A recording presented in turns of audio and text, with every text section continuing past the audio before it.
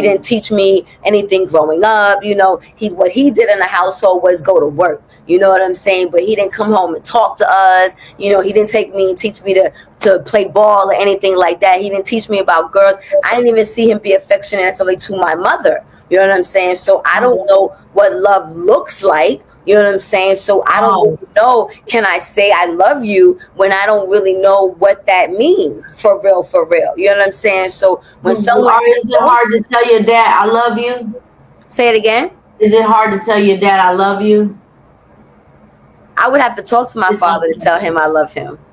Nah, I feel you. You know what I'm saying? I do. I mean, I don't not love my parents. I love them. Yeah. Because I don't not love. You know what I'm saying? Like, right. I have that agape love for them. I don't even know if I think I even might have a love just because they're my parents. I don't have, like, this is the thing I needed people to understand. I ain't got no beef with them. You know what I'm saying? Like, I ain't got no, how y'all want to rock is on y'all. I just don't get it for me as a parent. You know what I'm saying? Maybe if I wasn't a parent, it wouldn't be no issue. But for me, with 3 motherfuckers that came out of me and me not know what's not going on in their life, that wouldn't work for me. So because that doesn't work for me, that what boggles my mind in the present. That's what hurts my feelings in the present. Because I'm a dope ass chick. So if I got the world loving me and y'all fucking don't want to be a part of this, then it's y'all loss. And that's fucking sad. But it's sad for them more than it's sad for me. You know what I'm saying? Because they don't get to be a part of this shit. You know what I'm saying? Like, I mean, childhood trauma can destroy you. Or any trauma. But it's destroying them more. Because they are the ones without. You know what I'm saying? Because I get love. That's why I don't have no shit with them. You know what I'm saying? Like, I had so many people that weekend, think that I was calling out, like, I gotta forgive my mother. There's nothing to forgive. Her shit is her shit. You know what I'm saying? I just don't agree with it. But that don't mean that I'm sitting here harboring shit. Because that's too much energy. And I don't have that right. Jehovah God don't do that shit to me. He don't weigh no shit. He don't tell me about no shit I did yesterday. He tell me every day, every moment I get forgiven. So how dare I have some shit with these imperfect humans? Yeah. You know what I'm saying? All I'm saying is that it don't feel good. Yeah. And at the end, I don't know what I'm going to do. I know what I'm going to do, but I even hate the fact that I got to do that shit. I'm bothered by that. I'm bothered that because I'm a Christian, I might end up taking care of y'all motherfuckers. And that I'm a little annoyed with. You know what I'm saying? Yeah. I think God is going to, make sure that you're comfortable as life progresses. Like, of course. Right now we right here. And then, as life progresses, your feelings might change towards them. Let's hope and pray. Or they may not be there, which God forbid, but you may be in a place where you wouldn't have to care for them. Let's hope and pray. But I do got 2 other siblings, so. Right, so you got other people that can help, you know what I'm saying, that can help you, you know what I'm saying? But I feel you when you say, like, it, because I do still have a living father. Okay. I think that right there, like, when you actually have the living parent around and they reject you, or because, like, in my case, my dad, he basically rejected me. You know what I'm saying? Where he had me move to 2 states. I moved to New Jersey. I lived in Jersey for about 5 years. And then I lived in Florida for about 5-6 years. And just trying to chase my dad and trying to be close with my dad and trying to get to know him. Because obviously I didn't know my mom. And we got close really fast. Like, we was immediately close. But he had this wife. You know what I'm saying? This wife was like around my age. And when she first saw me, she just was not feeling me. You know what I'm saying? And she played. Now that I'm older, I'm starting to. I really don't like his wife. I have a lot of anger toward his wife, but I have a lot of anger towards him because he's the man. And I, when you don't know what the man is supposed to look like, you know what I'm saying, and you try to see what it looks like through your father. Right. But then what baffles me about my dad is that he was raised with a green thumb. He had a wealthy background. His mom and his father were school teachers here in Dayton, Ohio. So he lived a life with a silver spoon. You know, his dad raised him up to play the guitar, and he became very international. Like, he's internationally known. But I don't know. Sometimes people get new families and they feel like it's all about their new family. You know what I'm saying? And then I could never understand that because it's like, bruh, hello, mother's gone. She's dead. Like, what do you want me to do? I need someone. Like, I'm the only one from my two sisters that still have a living parent. Both of their dads died. So when I had a lot of backlash from my family, especially my sisters, like, you got a dad, you know, that's probably not even your dad. You know what I'm saying? You need to get a blood test. You know, my sisters still to this day hold it against me for leaving Dayton to go be with my daddy. Like, what I could say what good came out of that is that I got saved. I got filled with the Holy Ghost when I lived in Jersey. I learned God. So I learned that everything got stripped away from me. I saw family members be stripped away from me. Nobody want to be loyal. Nobody want to be trustworthy. But I think, like, just through, it don't even matter all the other family members. It was just my dad is what really affected me. I think because I was lost. Like I said, I was very lost and I was very lonely. And when I never felt like nobody had my back, or I suffered a lot of rejection. So man, when you get older, it's like I don't trust people. You know, I have trust issues. Yes. Because I've been rejected by my own dad. Yes. You know what I'm saying? Like, that is a childhood trauma. Like, yes. Because you're growing up and he doesn't know this. I used to, like, when I was a kid and I knew that my mother was in heaven, I used to, like, lay in the bed and think in the sky. I used to look at the clouds and I used to be like, you know, thinking about my mom all the time because nobody would talk to me about that. Like, it was no outlet for that. Like, if I wanted to talk about her, it was mainly bad things spoken about my mother.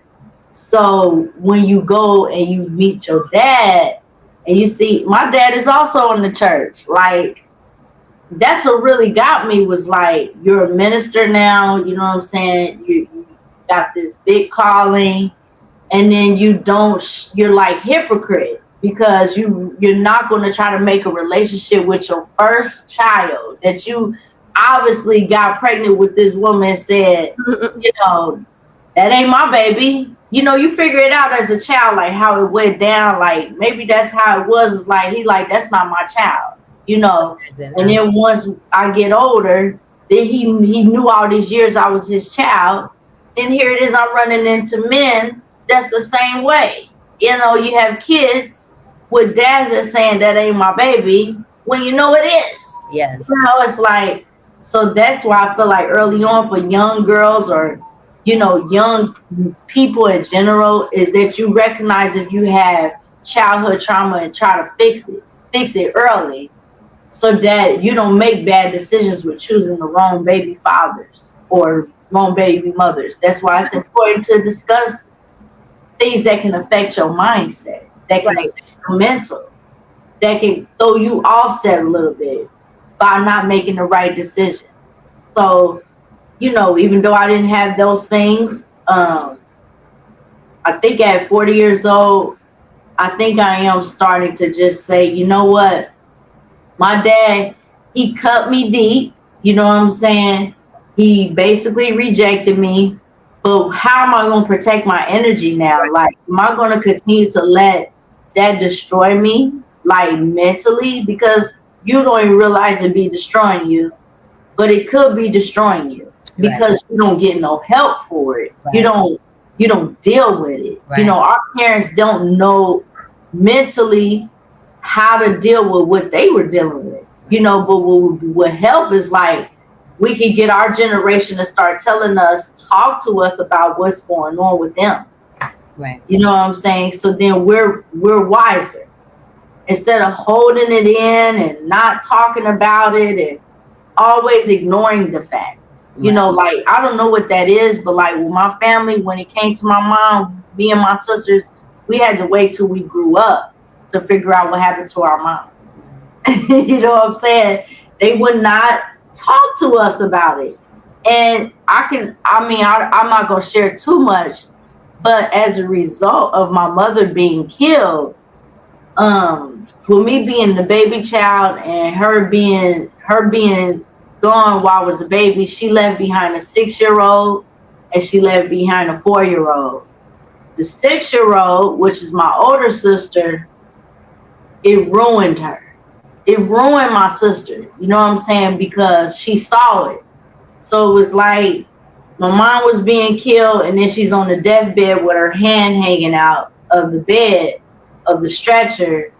And you got my sister. We all was in the car when our mother was killed. And she saw her on the bed. So mentally, by the time, because my sister was very popular, very beautiful, very pretty, you know what I'm saying? She was like messing with a drug dealer and, just one of those girls, like the one story by Sister Soldier, Cold as Winter. I don't know if you ever read that. Of course. That was my sister. Like, that was her thing. Like, I picture her when I see it. Okay. So, when she got about 18, 19, about 20, when she moved out because she had a baby young, her mind left. So what they call bipolar is what we call breakdown. She started having breakdowns. And nobody know what that's like. I had to grow up and watch my sister have mental breakdowns. Wow.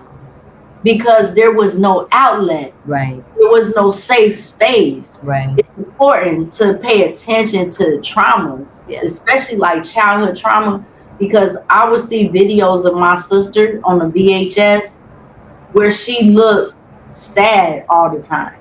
She never looked happy. And to see her snap, that was very different. Because we used to do old school stuff. My aunt was very old school. We tried to keep her in the house and tie her down and make her calm down. And she wouldn't. And she used to do things that they were things that you could tell was going on from childhood trauma. Like mentally, when you have a breakdown, people say you crazy, you're doing crazy things that's happening within that. Like, where she would put pictures break the windows and then put all the childhood pictures in the windows. You know what I'm saying? She probably would never want me to discuss this, but my sister is a very strong person. And she always knows that, even though we don't talk, because I don't talk to none of my family members, is that I always have a real strong passion for both of my sisters, regardless if we don't talk, because of what we share with our mom being gone. So I have more, I think being the youngest, more of an idea of what happened to my sisters. You know what I'm saying? As well as what happened to myself. When we got older, we kind of retrieved some of our mother's music. And boy, oh boy, it took years to get this music because I wanted to at least hear her voice. My mother was a singer. She's going to be a star. And boy, I tell you, my older sister, she cannot listen to it at all, and I couldn't for many years. I could not listen to it because it was like it was deep hurt. Like you can't even explain the kind of hurt it was, and you're like, how are you hurting? That's what my family would do. They'll say like, why are you so concerned about your birth mother when you had somebody that raised you? Well, you're never gonna understand that. You're never gonna understand what it's like to lose your mom that you've never known before. Like it's something that you can't explain to everybody, and everybody just ain't gonna understand. But I have been able to learn from my experiences from losing my mom through my family, my sisters. You know, like I was telling you with the breakdowns, that's a result of childhood trauma. I just think people should be more careful of how we pinpoint it, we recognize it, and we try to we ask for a safe outlet for people to talk, because that's another thing. People don't let people talk. They like people to they like to talk over people all the time, and they don't give room for people to talk. And I have to learn that it's affecting me to where now I have my dad's ways and I don't talk to my older son. So what does that make me look like? A hypocrite? You know, because I've cut him off. Because I feel like, and then I start seeing, am I like my dad? You know, because he cut me off. So I cut my son off. But I have my reasons. But, you know, so that's what it is. Do you mind if I ask, how old is your son, your oldest son? He's 23. Okay. And when did you cut him off? About 2 years. It's been about a year. Okay. All right. And okay. How many children do you have? 3. Oh, okay. How old are they? I got 3 boys. Oh, wow. Okay. Yeah, and how old? 23, 17, and 4. Wow. Okay. Is his dad around? So the oldest son, his father is around. Okay. And what is his father saying? What is his father saying about him not contacting you? He loves it. Oh, okay. He's in love with that fact. Okay. Because it's like I'm the woman that got away. Okay. So it's resentment. Okay. And men do that. Like women, they think women do it. Men do it too. Yes, sir. They will use your child against you to get back at you for something they can't never have ever in life. Okay. So, of course, people would say, like, you just still want him. No, never. When someone had taken my child from me, there's no way I could ever want you. Mm-hmm. Never. But my middle son, his father is from Trenton, New Jersey. His father died last year. And he always was talking about that's not his son. And finally, when I get find the address and get the child support rolling, they say this man is dead. But the beautiful thing out of it is that my son has been able to connect with his sisters, which are his daughters. Okay. And that's a blessing for me. Like, if you could connect with somebody, it make me feel good. Because it's like my middle son lives my life with his dad not here. You know, so I always feel very sympathetic for him. The last son, I tried to be with an African. I don't know what I was thinking. I thought that the African was like, beautiful queen. You know, you my beautiful queen. I went to marry you. I went to make you my wife. And no, he's just like a regular man, just like anyone else. And I plan to do things about you Africans that come over here and you want to get American women pregnant and then leave. You've got to go back to Africa. That's how I feel. He came, he lied, and he left. Okay. And he also knows how to beat the system. Okay. You know, he won't pay child support because he has a medical that says he doesn't have to pay child support. I ain't never heard of that. So he has a year. Then Alicia's coming. And that's the only thing you could do. Like, I thought that he was going to be good for my son, and he wasn't. And I'm just brave enough to say that I have 3 different dads. It was not my will to do that. Of course, I want to be married with one dad over my children. But I have to be realistic with myself. God still loved me. He still reigned on the just and the unjust. You know, he still make a way. When I started to see that God still make a way, if I've sinned or done something, then it just make me look at things different. You know, because with my 3rd son, I felt real bad because I had really started really being saved and living saved. And, you know, you see my kids are distant. I didn't think I could have no more kids. Mm-hmm. But also I think with the older son, that was such a devastation. I feel like God was like, let me give you another one. Let me give you another boy. Because I see you hurt. And I believe that because look what he did for Sarah. Is that Sarah? Mm-hmm. Or Rebecca? Rebecca. Mm-hmm. Look what he did for Rebecca. Mm-hmm. So that's how I looked at it. Like, God, you give me another boy? I was shocked to have that boy. Like, I was shocked. Okay. So, yeah. I ask and just want to leave you with this as we come to an hour. Okay. You know, the one thing about parenting, which again, you know, is where I'm at with my parents. You know, it's an ongoing struggle, good and bad. You know, and we are gonna go through times that we're not in the best places with our children because we've either disappointed them or they disappointed us. I remember, you know, when I ended my marriage, it was hard on all 3 of my children, but it was the hardest on my oldest son.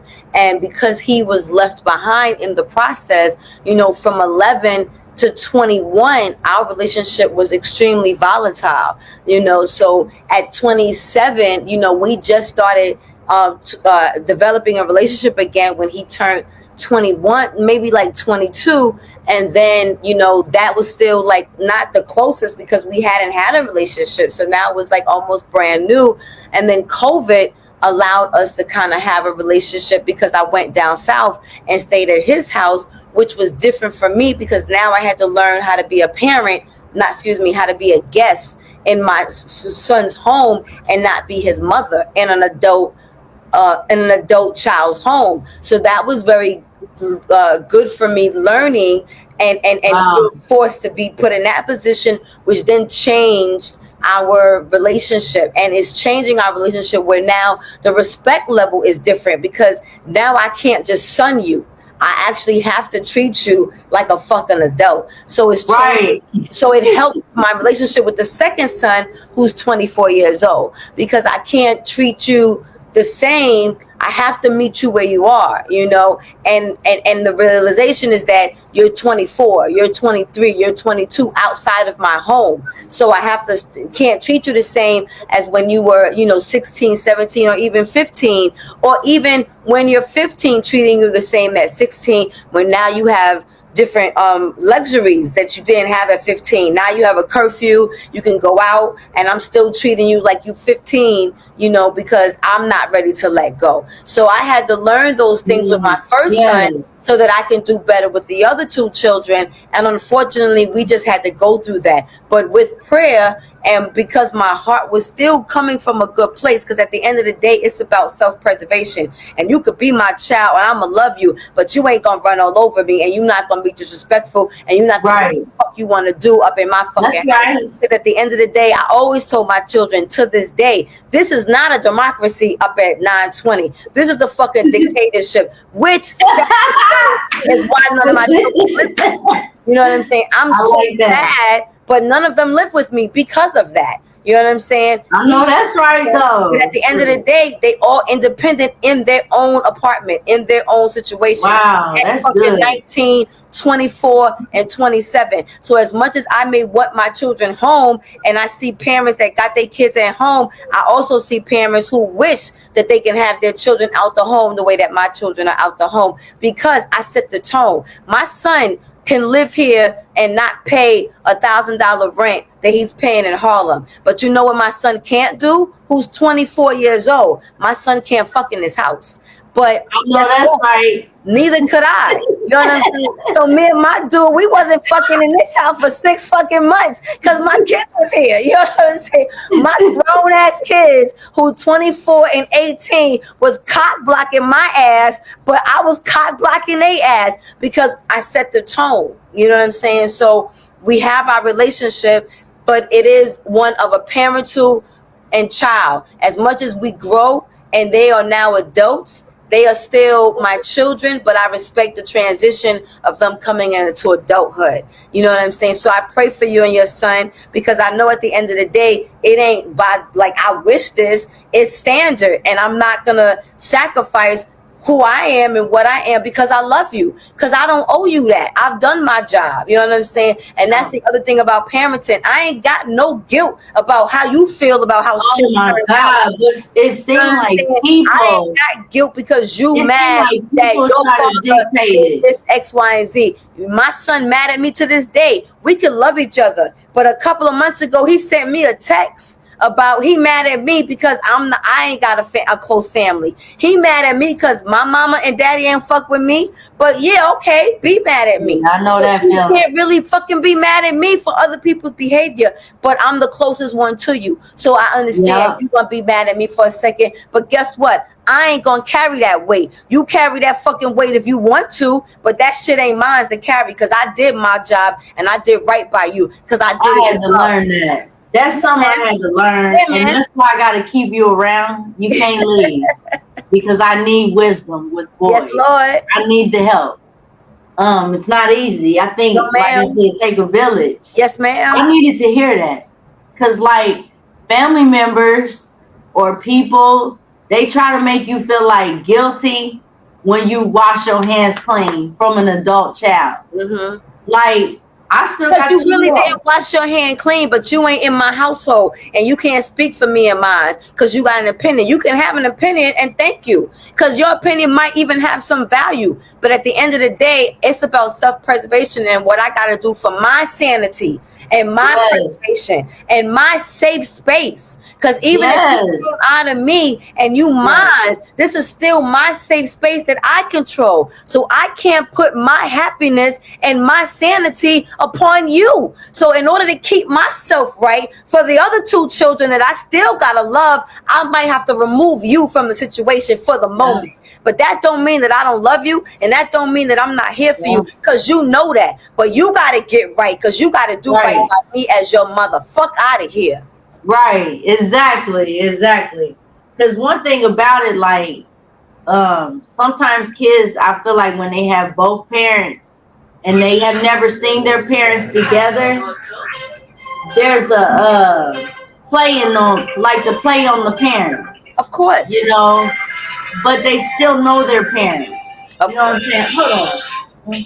I think that's just us supposed to come into an end, because your hour is up, my sister. All right. I'm glad we did a good hour. That was really good. Amen. Before we get off here, Kat, can you let the audience know how to follow you? Yes, please. Well, everyone, my YouTube channel is the best platform to follow me at, because right now my channel is being monetized. So I need the followers and the views, honey. Yes, follow her, please. Check out my YouTube channel. My channel is Miss Kitty Rose 1. That is MS.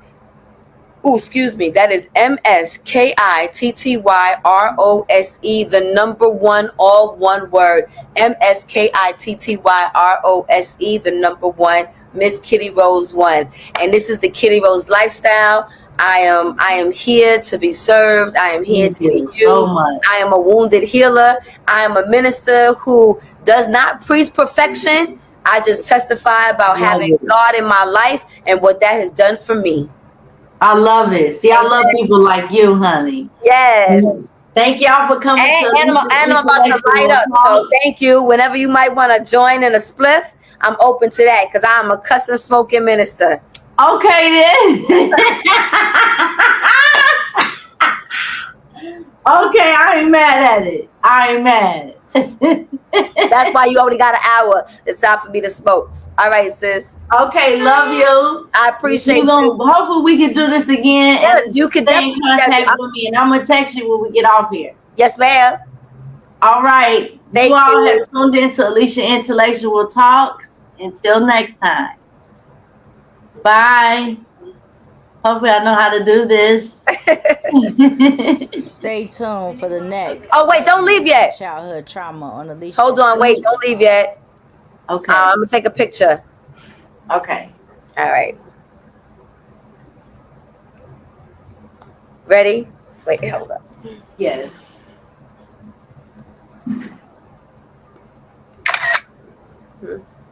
One more. Send me one. I will. I got you, sis. Okay. Oh, one more. Get in the middle. Go right. Come to the side. Yep, right there. Yep, right here. Ready? Got it. I got you. Okay. All right, baby. Have a good night. Bye. Yes, you ma'am. too. Thank you.